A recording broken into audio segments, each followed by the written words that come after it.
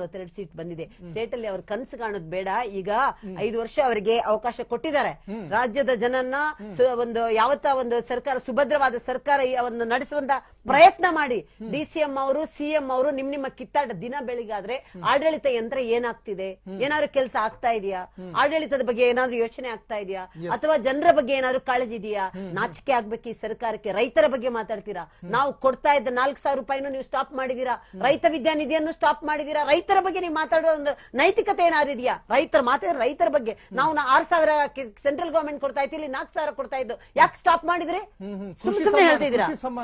ಹೌದು, 50 ಲಕ್ಷ ಅಕೌಂಟ್ ಗೆ ನಾವು ಕೃಷಿ ಸಮ್ಮಾನ್ ನಿಧಿ ಅದನ್ನು ಕೊಟ್ಟಿದೀವಿ, ಡೈರೆಕ್ಟ್ ಡಿಬಿಟಿ ಮುಖಾಂತರ.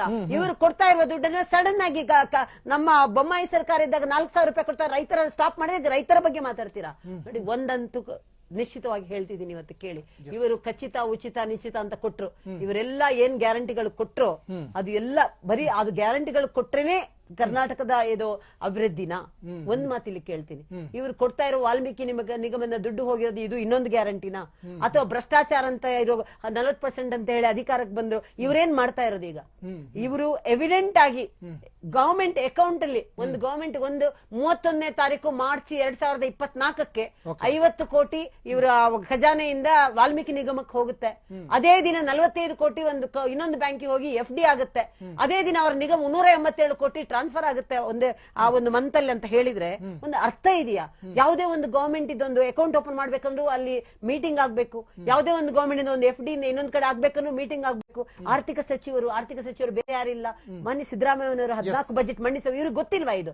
ಮಾತೆತ್ತಿದ್ರೆ ಇವ್ರು ಇಲ್ಲಿ ಗಲಾಟೆಗಳು ಮಾಡ್ತಿದ್ದಾರೆ. ಸಿಎಂ, DCM ಇವ್ರು ಯಾರು ಅವ್ರ್ಯಾರೋ, ನೀವು ಏನ್ ಮಾಡ್ತಾರೆ ನಮಗೆ ಗೊತ್ತಿಲ್ಲ. ನಾನು ಹೇಳುದಿಷ್ಟೇ, ಮತ್ತೊಮ್ಮೆ ಅವಾಗ್ಲೇ ಕೇಳಿದೀನಿ, 1,91,000 ಕೋಟಿ ಸಾಲ ಏನ್ ಮಾಡಿದಿರ ಅದ್ರಲ್ಲಿ? ಅವಾಗ್ಲೇ ಕೇಳಿದೆ ನಾನು. ರಸ್ತೆ ಆಯ್ತಾ, ಉಪನಗರ ಆಯ್ತಾ, ಹೈವೇಗಳಾಯ್ತಾ, ರೋಡ್ ಆಯ್ತಾ, ರಿಂಗ್ ರೋಡ್ ಆಯ್ತಾ, ಒಂದೇ ಒಂದು ಸ್ಯಾಟಲೈಟ್ ಟೌನ್ ಆಯ್ತಾ? ಏನಾದ್ರೂ ಆಗಿದ್ಯಾ?